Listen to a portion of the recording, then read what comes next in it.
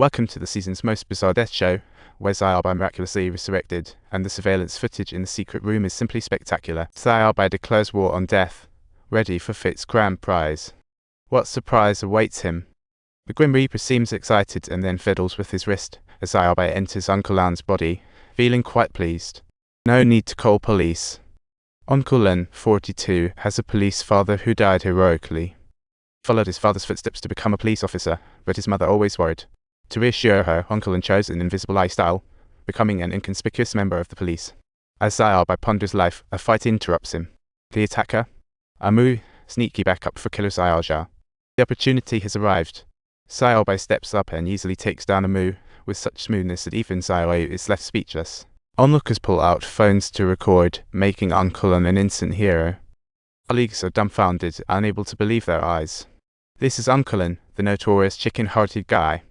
Confirming the scene status, at Taken Group's headquarters, Xiaohong is energetically on his way home. Xiaohong reminisces about the killing game as his secretary delivers documents, casually appreciating the view outside. He suddenly invites the secretary to an amusement park. She squeals and immediately agrees. Uncle Lan and Xiaobai arrive at Jen's studio and effortlessly obtain the surveillance footage and dashcam storage card. With these two pieces of evidence, Xiaohong will rot in jail. On arrival, the scene was cordoned off, creating a tense atmosphere.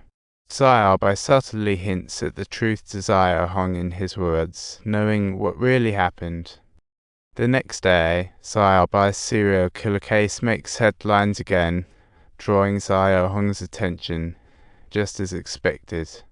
Xiaohong, unwilling to back down, calls the older brother of Lai Jiaxun, offering a high price to buy Xiaobai's life.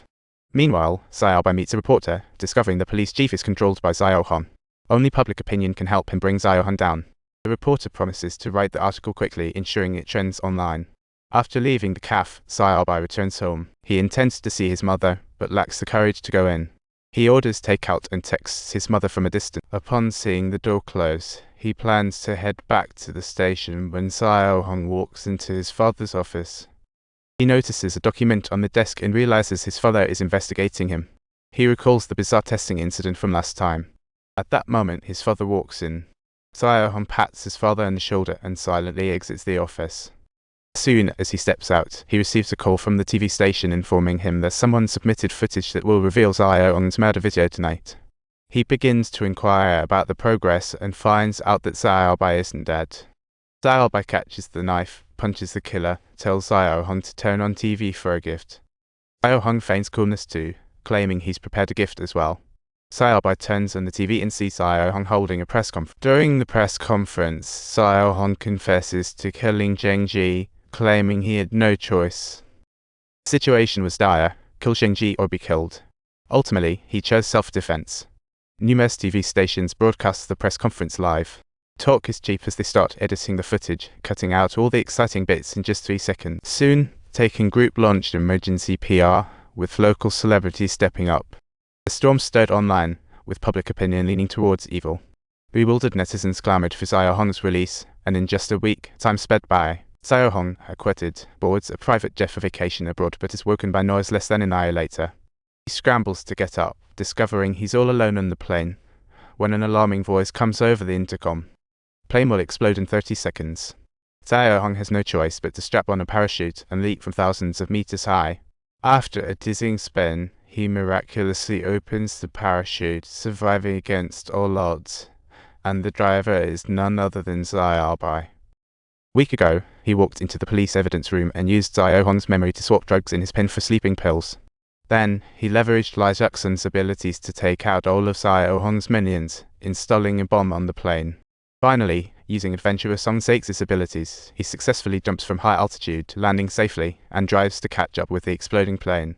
After Xiaohong is hit, Xiaobai puts on gloves to wrap it up perfectly, when suddenly the Grim Reaper appears. Determined for revenge, Xiaobai gathers all his strength. Just then, his pen falls out of his pocket.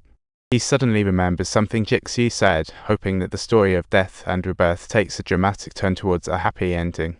Xiaobai walks resolutely towards the Grim Reaper.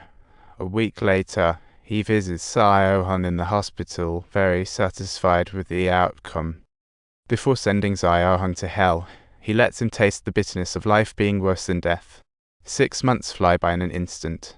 Sayalbai gradually adjusts to Uncle An's life until he falls from the rooftop trying to save Sayoi during a drug bust, ending the 7th cycle.